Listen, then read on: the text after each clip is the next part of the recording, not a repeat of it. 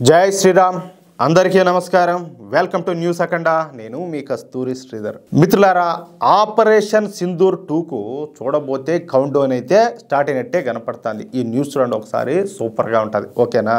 మొత్తానికి ఆపరేషన్ సింధూర్ 2.0ను మన నరేంద్ర మోడీ ప్రభుత్వం ప్రారంభిస్తా ఉన్నట్లుగా మనకైతే వార్తలు వస్తున్నాయి. ఈసారి ఆపరేషన్ సింధూర్ 1లో చూపించినట్టుగా ఏ మాత్రం కూడా కరుణ దయ అనేది చూపించకుండా ఈసారి కనికరం అనేదే లేకుండా దాడులు చేయాలని చెప్పేసి మన నరేంద్ర మోడీ ప్రభుత్వం భావిస్తూ ఉన్నట్టు తెలుస్తుంది. ఆపరేషన్ సింధూర్ 1లో మన భారతీయ ఆర్మీ కేవలం తీవ్రవాద స్థావరాలు, మందుగుండు డిపోల మీదనే దృష్టి పెట్టింది.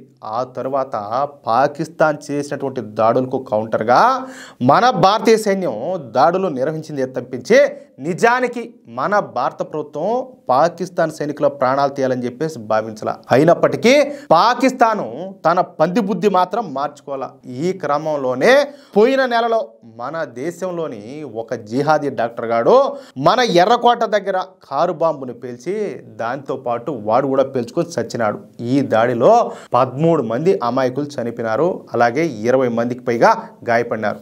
దీనికి ముందు 2900 కేజీల అమోనియం నైట్రేట్ను, అలాగే 250 కేజీల ఆర్డిఎక్స్ను హర్యానా, అలాగే జమ్మూ కాశ్మీరు, ఉత్తరప్రదేశ్ పోలీసులు జాయింట్ ఆపరేషన్ నిర్వహించి ఫరీదాబాద్లో స్వాధీనం చేసుకున్నారు. అంటే వీటితో 200 బాంబులను తయారు చేసి డిసెంబర్ 6వ తేదీన దేశవ్యాప్తంగా బాంబు పేలుళ్లకు ప్లాన్ చేశారు ఈ మొండాఖోర్ సన్నాసులు. ఈ ప్లాన్ చేసింది పాకిస్తాన్ తీవ్రవాద సంస్థ అయినటువంటి జైషే మహమ్మద్. ఇక ఈ బాంబులలో తీవ్రతను మరింత పెంచేందుకు గాను ఈ బాంబులలో మదర్ ఆఫ్ సైతాన్ కెమికల్ను కూడా కలపాలని చెప్పేసి నిర్ణయించుకున్నారంట. ఈ మదర్ ఆఫ్ సైతాన్ అనేది ట్రై అసిటోన్ ట్రై పెరాక్సైడ్ అనే రసాయన పదార్థానికి ఒక మారు పేరు. అయితే మన భద్రతా దళాలు ఆ కెమికల్ను కూడా స్వాధీనం చేసుకున్నాయి. ఆ స్వాధీనం చేసుకున్న పేలుడు పదార్థాలను ఫోరెన్సిక్ అధికారులు టెస్ట్ చేస్తూ ఉండగా జమ్మూ కాశ్మీర్లోని నౌగాం పోలీస్ స్టేషన్లో పేలుడు సంభవించి అక్కడ 9 మంది మన భారతీయ అధికారులు వాళ్ళు పాపం చనిపోయినారు. అలాగే 32 మంది వరకు గాయాలు పాలైనారు. వీటన్నింటికీ కారణం పాకిస్తాన్. అందులో అణువంత మాత్రం కూడా మనం అనుమానపడాల్సిన అవసరం లే. మరి 200 బాంబులతో మదర్ ఆఫ్ సైతాన్తో 1,00,000 మంది భారతీయులను చంపాలని చెప్పి చూసిన వాళ్ళను ఎవరైనా వదిలిపెడతారా? ఎవరైనా క్షమిస్తారా? కడుపు కూడి తినేవాడు ఎవడైనా కూడా ఇంతటి పెద్ద కుట్ర పని వాడిని వదిలిపెడతారా? అయితే మనం పాకిస్తాన్ పైన దాడులు చేయాలంటే ముందు మనం ఈ ప్రపంచానికి దానికి సంబంధించినటువంటి ఆధారాలు చూపించాలా. ఆధారాలు చూపించకుండా మనం పోయి దాడులు చేసామనుకో, వాళ్ళంతా అమాయకులు, నువ్వు లేస్తే నువ్వు పోయి వాళ్ళ మీద దాడి చేస్తావు అని చెప్పేసి మనల్ని నిందిస్తారు. ముందుగానే మనల్ని నిందించే ముండాకులు మన దేశంలోనే కోట్ల మంది ఉన్నారు. అవునా కాదా? కాబట్టి గట్టిగా ఆధారాలు అయితే చూపించాలా. ఈ దాడి ఉగ్రవాద దేశం ఎటువంటి పాకిస్తానే చేసిందని ప్రూవ్ చేయాల. అందుకోసమే మన మోడీ ప్రభుత్వం లోతుగా దర్యాప్తు చేస్తుంది. ఇక ఇదంతా కూడా ఎట్టుంటే మరోవైపున మన భారతదేశం ఆపరేషన్ సింధూర్ 2.0కు రంగం సిద్ధం చేసినట్టు కనపడుతుంది. ఇందుకు బలం చేకూరే విధంగా ఇప్పుడు మన భారత ప్రభుత్వం ఇజ్రాయెల్తో నిన్ననే అత్యవసరమైనటువంటి చర్చలు అయితే నిర్వహించింది. అత్యవసరంగా జరిపినటువంటి ఈ చర్చలలో భారత్ ఇజ్రాయెల్ నుంచి అత్యంత అధునాతనమైనటువంటి కంప్యూటరైజ్డ్ రైఫిల్ సిస్టమ్ను కొనుగోలు చేస్తుందంట.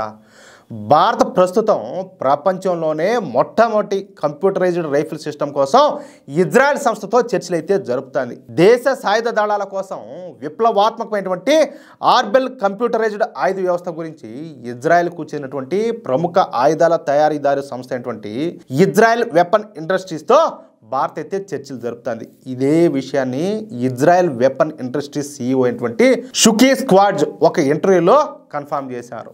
భారత్కు ఆర్బెల్ వ్యవస్థలను అందించడం గురించి మేము ఇప్పటికే భారత్తో చర్చలు అయితే పూర్తి చేశామని చెప్పేసి తెలిపినారనమాట. ఇకపోతే ఇజ్రాయెల్ వెపన్ ఇండస్ట్రీస్ తయారు చేసినటువంటి ఆర్బెల్ కంప్యూటరైజ్డ్ రైఫిల్ సిస్టము అత్యంత శక్తివంతమైనది.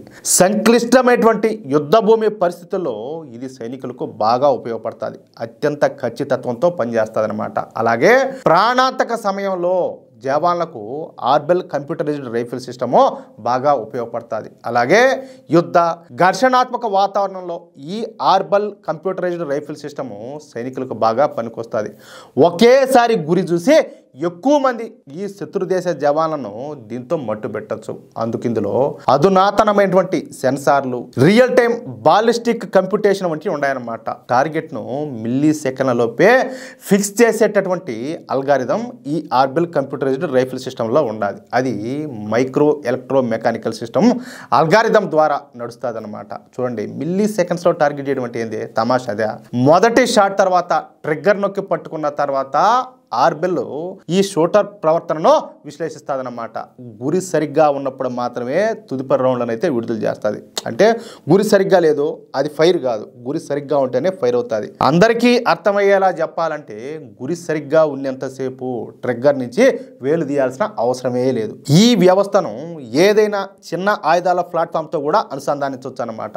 ఇది పనిచేయడానికి ప్రత్యేకమైనటువంటి ఆప్టికల్ భాగం అయితే అవసరం లే. అంటే దీనిని బట్టి ఇదొక అద్భుతం అని చెప్పేసి మీకు అర్థమయ్యే ఉంటుంది. అందుకే ఇప్పుడు 2000 ఆర్బెల్ కంప్యూటరైజ్డ్ ఈ రైఫిల్ సిస్టమ్స్ను భారత్ కొనుగోలు చేస్తుందంట. అది కూడా ఇప్పటికిప్పుడు యుద్ధ ప్రాతిపదికన కొనుగోలు చేస్తూ ఉండడం మనం అందరం కూడా గుర్తించుకోవాల్సినటువంటి విషయం. సాధారణంగా ఇలాంటి విషయాలు అంత త్వరగా బయటికి రావు. అంటే ఏదైనా సరే డిఫెన్స్ డీల్ చర్చలు పూర్తయిన తర్వాతే ఇటువంటి డీల్స్ అన్నీ కూడా బయటకు వస్తాయి. ఈ లెక్కన ఇప్పటికే ఇజ్రాయెల్ ఈ ఆర్బెల్ కంప్యూటరైజ్డ్ రైఫిల్ సిస్టమ్స్ను భారత్కు అందించడం ప్రారంభించి ఉండొచ్చు అని చెప్పేసి విశ్లేషకులు కూడా భావిస్తారు. ఏదైతేనేమి ఈ ఆర్బెల్ కంప్యూటరైజ్డ్ రైఫిల్ సిస్టమ్స్ ద్వారా పాకిస్తాన్ సైనికుల, అలాగే పాకిస్తాన్కు చెందినటువంటి తీవ్రవాదుల, ఈ పాకిస్తాన్కి చెందినటువంటి జిహాదీగాళ్ల కుచ్చెలను కరపచకాయలు పేల్చినట్టు పేల్చి పారదొబ్బచ్చు. అర్థమైందా?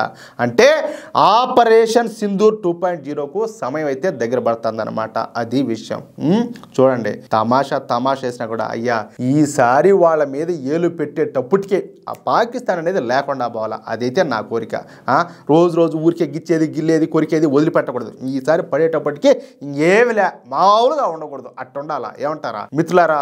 ఈ న్యూస్ కనుక మీకు నచ్చినట్లయితే ఖచ్చితంగా ఈ న్యూస్ నలుగురికి షేర్ చేయండి. అలాగే ప్రతి ఒక్కరూ కూడా మీ యొక్క అమూల్యమైనటువంటి అభిప్రాయాలను కామెంట్ రూపంలో తెలియజేయండి. ఇంకో విషయం ఏంటంటే, ఇంతవరకు మీరు కనుక మన ఛానల్ని సబ్స్క్రైబ్ చేసుకున్నట్లయితే ప్రతి ఒక్కరు కూడా మన ఛానల్ను సబ్స్క్రైబ్ చేసుకోండి, సపోర్ట్ చేయండి ప్లీజ్. జై శ్రీరామ్, జై హింద్.